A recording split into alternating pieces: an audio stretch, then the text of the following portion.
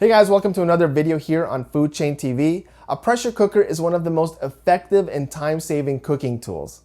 But before you use a pressure cooker, here are 6 very important things that you need to know. Pressure cookers are great at quickly breaking down meats and making them tender.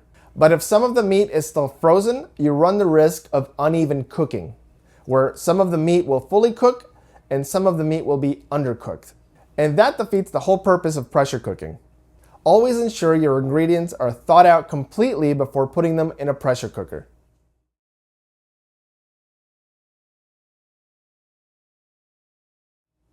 In order to use a pressure cooker effectively, it's important to understand how a pressure cooker works.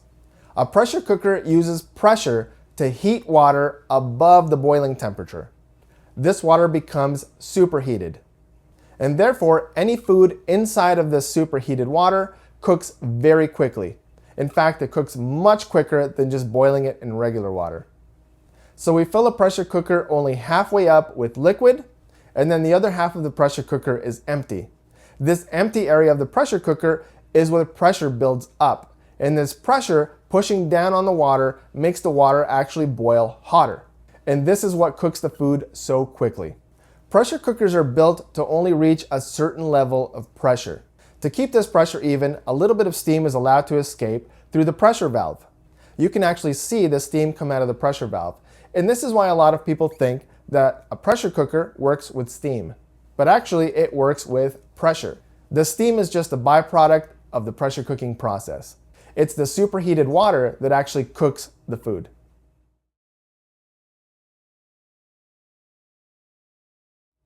You can make soups and sauces using a pressure cooker, but if the cooking liquid that you're using is too thick, you can run into the situation where you scorch the bottom of the pot and burn your food.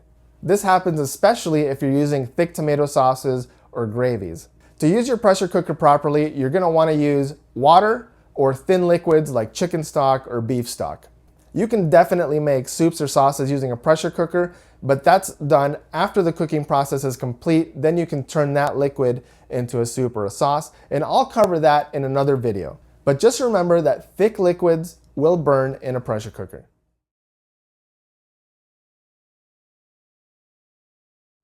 The pressure cooker works by creating pressure above the water in order to superheat it.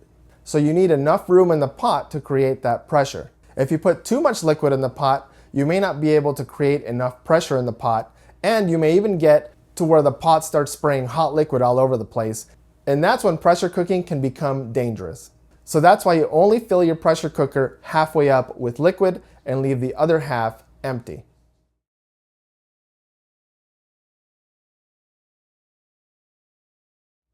As mentioned before in this video, a pressure cooker works by cooking food inside of superheated water.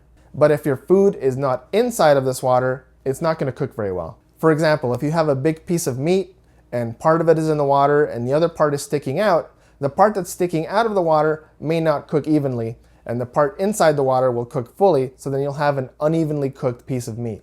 Make sure that any ingredient that you put in a pressure cooker is fully submerged in the superheated water.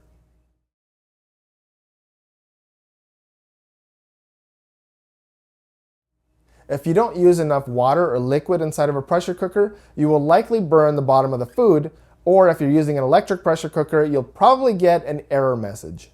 Most instruction manuals will probably list that you must use at least 1.5 cups of water in a pressure cooker, but you can't go above halfway filled. So as long as you're staying between 1.5 cups of water and no more than half of the pot filled with water or liquid, you will have a very successful pressure cooking experience. Thank you guys very much for watching this video. I hope you found it helpful. If you have any questions about pressure cooking, please put them in the comments section below and we'll do our best to answer your questions.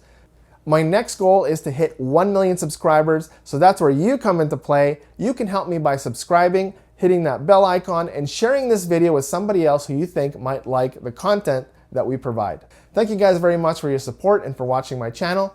I will see you on the next video.